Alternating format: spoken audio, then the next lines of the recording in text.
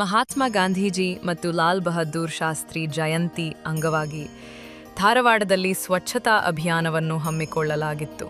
ಈ ವೇಳೆ ಕೇಂದ್ರ ಸಚಿವ ಪ್ರಹ್ಲಾದ ಜೋಶಿ ಅವರು ಶಾಲ್ಮಲಾ ನದಿ ಉಗಮ ಸ್ಥಾನದ ಬಳಿ ಪೊರಕೆ ಹಿಡಿದು ಸ್ವತಃ ಕಸ ಗುಡಿಸುವ ಮೂಲಕ ಅಭಿಯಾನಕ್ಕೆ ಕೈಜೋಡಿಸಿದರು. ಶಾಲ್ಮಲಾ ನದಿ ಬಳಿಯ ಮೆಟ್ಟಿಲುಗಳ ಮೇಲಿದ್ದ ಕಸವನ್ನು ಗುಡಿಸಿ ಅದನ್ನು ತುಂಬುವುದರ ಮೂಲಕ ಜೋಶಿಯವರು ಸ್ವಚ್ಛ ಭಾರತ ಆಂದೋಲನಕ್ಕೆ ಸಾಥ್ ನೀಡಿದರು. ಈ ಸ್ವಚ್ಛತಾ ಕಾರ್ಯದಲ್ಲಿ ಮೇಯರ್ ಜ್ಯೋತಿ ಪಾಟೀಲ ಸೇರಿದಂತೆ ಮಹಾನಗರ ಪಾಲಿಕೆಯ ಇತರ ಸದಸ್ಯರು ಮತ್ತು ಬಿಜೆಪಿ ಕಾರ್ಯಕರ್ತರು ಪಾಲ್ಗೊಂಡಿದ್ದರು. ಈ ಸಂದರ್ಭದಲ್ಲಿ ಮಾತನಾಡಿದ ಕೇಂದ್ರ ಸಚಿವರು, ಪ್ರಧಾನಿ ನರೇಂದ್ರ ಮೋದಿ ಅವರು ವಾರದಲ್ಲಿ ಕೆಲ ಗಂಟೆಗಳಾದರೂ ಸ್ವಚ್ಛತಾ ಕಾರ್ಯ ಮಾಡಲು ಕರೆ ನೀಡಿದ್ದಾರೆ ಎಂದು ತಿಳಿಸಿ, ಮಹಾನಗರ ಪಾಲಿಕೆ ಸದಸ್ಯರು ಮತ್ತು ಬಿಜೆಪಿ ಕಾರ್ಯಕರ್ತರು ಅಕ್ಟೋಬರ್ ತಿಂಗಳಿನಲ್ಲಿ ಸತತವಾಗಿ ಸ್ವಚ್ಛತಾ ಕಾರ್ಯದಲ್ಲಿ ತೊಡಗಿಸಿಕೊಳ್ಳಬೇಕು ಎಂದು ಕರೆ ನೀಡಿದರು.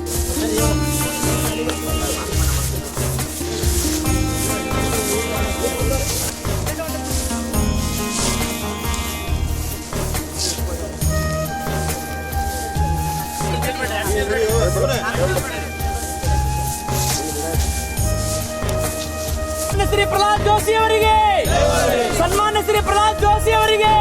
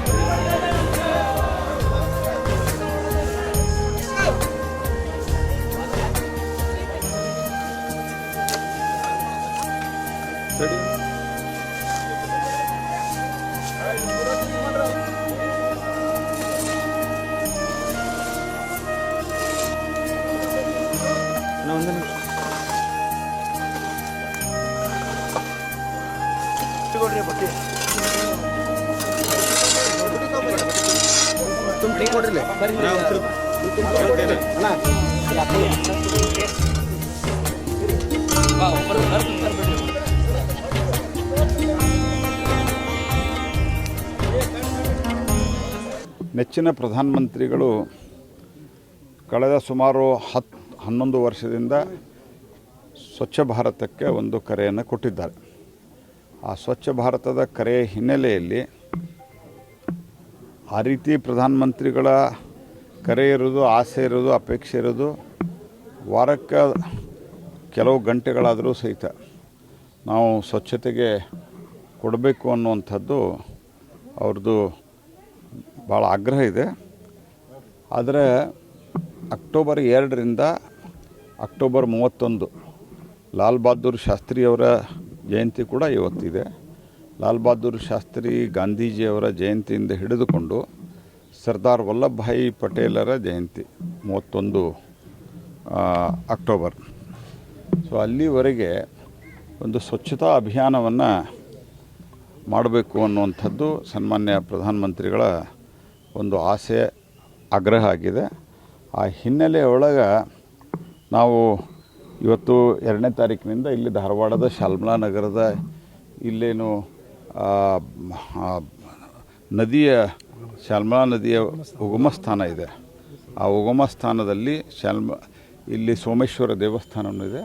ಇದರ ಸುತ್ತಮುತ್ತಲ ಇವತ್ತು ಸ್ವಚ್ಛ ಮಾಡಿದ್ದೇವೆ. ನಾನು ಎಲ್ಲರಿಗೂ, ನಮ್ಮ ಕಾರ್ಯಕರ್ತರಿಗೆ, ನಮ್ಮ ಮಹಾನಗರ ಪಾಲಿಕೆ ಸದಸ್ಯರಿಗೆ, ಮಹಾನಗರ ಪಾಲಿಕೆ ಎಲ್ಲ ನೌಕರದಾರರಿಗೆ, ಜನರಿಗೆ ಕನಿಷ್ಠ ಈ 1 ತಿಂಗಳ ಸಂಪೂರ್ಣವಾಗಿ ಸ್ವಚ್ಛತೆಯಲ್ಲಿ ತಮ್ಮನ್ನು ತಾವು ತೊಡಗಿಸ್ಕೋಬೇಕು ಅನ್ನುವಂಥ ವಿನಂತಿಯನ್ನು ನಾನು ಈ ಸಂದರ್ಭದಲ್ಲಿ ಮಾಡ್ತೇನೆ. ನಾನು ಸಹಿತ ಇವತ್ತು ನಿನ್ನೆ ರಾತ್ರಿ ಲೇಟ್ ಬಿಟ್ಟು ಇಲ್ಲಿಗೆ ಬಂದು, ಈಗ ದಿಲ್ಲಿಯಿಂದ ನೇರವಾಗಿ ಇಲ್ಲಿಗೆ ಬಂದು ಇದರಲ್ಲಿ ಕಾರ್ಯಕ್ರಮದಲ್ಲಿ ಭಾಗವಹಿಸಿದ್ದೆ.